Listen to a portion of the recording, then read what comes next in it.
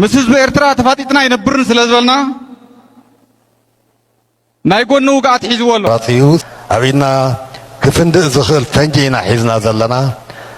ክትሞታ ግዲ ደሊኽን ፈሲ ኣብዚሕኽን ዝብል መልእኽተይ ከመሓላልፈሉ ደሊ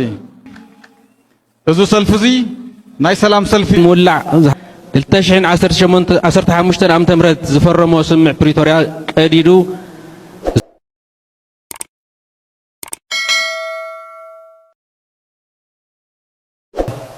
እቲ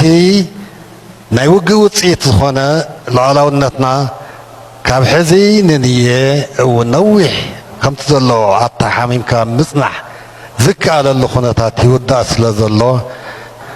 ኩናት ሓንሳብ ምስ ተጀመረ ግን ደው ክተብሎ ብጣዕሚ ከቢድ ክኸውን እዩ ስለዚ ምድላው ዘድልዮን ስለዚ ሕዚ እንተኾነ ብሕታዊ ኣማራፂ እዩ ኣብና ክፍንድእ ዝኽእል ፈንጂ ኢና ሒዝና ዘለና እቲ ፈንጂ እዚ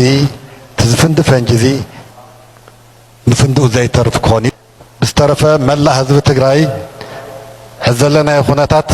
ካብ ቁፅር ወፃኢ ዝኾነ ናብ ሓይሊ ንሳገረሉ መፍትሒ ክህልወሉ ዝኽእል ዕድል ድማ ክፉት ጌርካ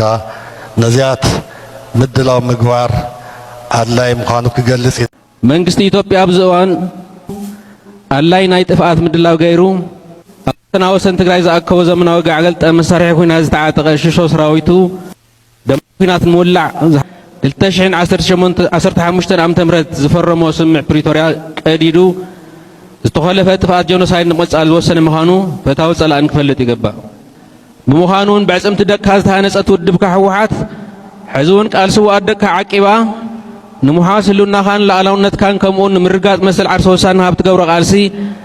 መሪሕ እጃማ ከም ትዋፃእ ክንራገፀልካ ንፈቱ ትማሊ ሎሚ ይኹን ወትሩ ሕርያ ውድብና ሕወሓት ሓዊስካ ኩሎም ስትራቴጂክ ዓምታት ትግራይና ስሕዚ ኣጋጢሙና ዘሎ ሓደጋ ብሄራዊ ህላወ ብጥሙር ቅልፅምና ንምኽባስ ኣብ ህዝባዊ መኽተ ትግራይ ዓሲልና ከም ወትሩ ተወዲብና ክንምክት ታሪካዊ ግቡእናን ሓላፍነትናን እዩ መናእሰይ ትግራይ ኣብ ብሄራዊ ረብሓን ህልውና ህዝቢ ትግራይ ብሓድነት ረቢብኩም ታሪካዊ ሓላፍነትኩም ብብቕዓት ክትፍጽሙ ውድብኩም ሕወሓት ይጽውዕ ኣብ መወዳእታ ኩነታት ዝጸልመተን ተጸልመተ እቲ ጸገም ብጥሙር ሓድነት ህዝብና ከም ዝኽበስ ኣየጠራጥርን ሰላማዊ ሰልፍና ናብ ጭቡጥ ተግባራት ከም ዝቕየሩ ንተኣመን ትግራይ ትስዕር ይቕኒየለ እዚ ሰልፊ እዚ ናይ ውግእ ኣይንደልን ሰልፊ እዩ እዚ ሰልፊ እዚ ውዕልን ሕግን ይከበር ዝብል ሰልፊ እዩ ናይ ኣብይ ተጋሩ ንሕና ከም ባይቶና ጻዓዱ ባንዳታት ንብሎም ንኣጽናቲ ክዕጅቡን ንኣጽናቲ ከንጽሁን ሓደ ግዜ ኣብይ ኣይፈልጦን ናይ ኣገኘው ተሻገር እዩ ወይ ከዓ ናይ ኣምሓራ እዩ ኢሎም ክልቲኡ ህዝቢ ንምግጫው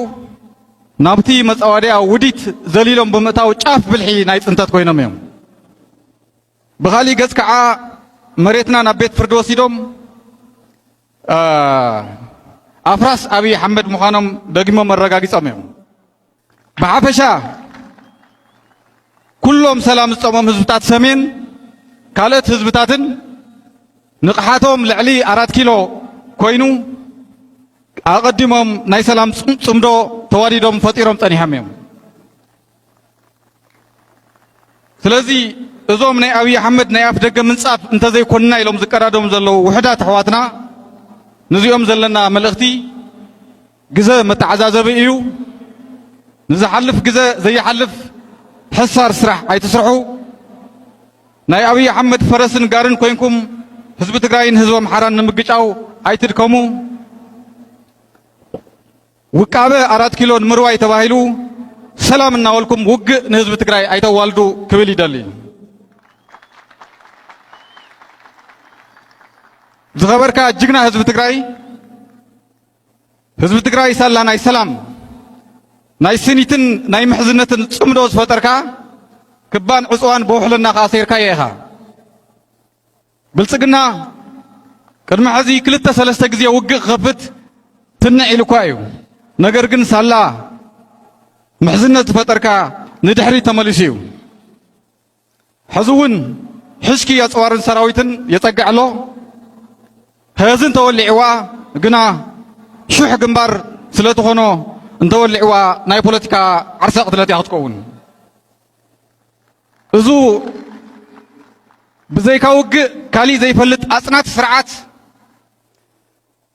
مزهزو محرا عينو واقعن بموالنا حمام رأس حيزو الله مسز بإرترا تفاتيتنا ينبرن سلازلنا نايقون نوقات حيزو الله حزب تقرأي مس كلهم قروابتو سلامن سنيتن بمفتاحو قرصات كبد حيزو الله حزب تقرأي لومي كم تمالي بينها سماي أيفر سكانيو كما كان سلام دوز ولو نهيلو نحدا غازلوم غرواب تثبتات أو غون نخالو ጸገምካ ጸገመይ ዝብሉ ኣሕዋት ህዝብታት ኣብ ቀረባን ኣብ ርሑቕን ኣብ ጎኒ ኣለዉ ሎሚ ፀሓይካ እናበረኸት እያ ትኸይድ ዘላ እዙ ምስ ሰላም ፈፂሙ ዝተባእሰ ኣፅናት ስርዓት ውዕል ፕሪቶርያ ይኹን ሕገ መንግስቲ እምብለይ ኣይኽብርን በጀት ጠንጠነለይ ኣይህብን ነዳዲ ኣይሰድድን ተፈናቐልቲ ኣይምለሱን ገና ካልኦት እውን ከፈናቐል እየ بغصمي زورركو 4% مريتكم ايملسن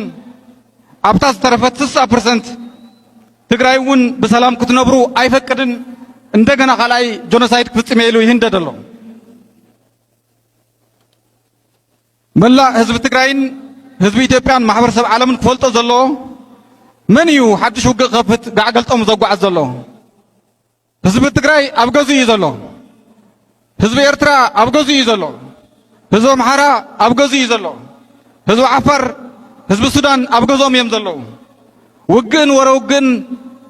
ኣይደልን ዝብል ዘለዉ ዞም ህዝብታት እዚኣቶም እዮም ብልፅግና እዩ ናብ ገዛና ውግእ ከፍት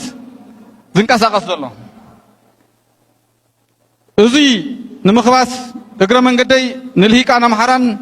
ንልሂቃን ኤርትራን ብሓፈሻ ንኹሎም ናይ ሰላም ፅምዶ ዝፈጠሩ ህዝብታት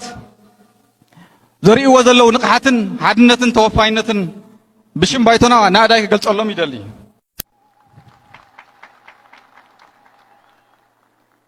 ቅድሚ ሕዚ ዝተጋገናዮ ጌጋታት ይኣኽለና ኢሎም ጓንቲ ናይ ኣብዪ ኣሕመድ ኮይኖም ንሓዎም ንወገኖም ህዝቢ ትግራይ ብዙሕ በደል ወላ እንተብፅሑ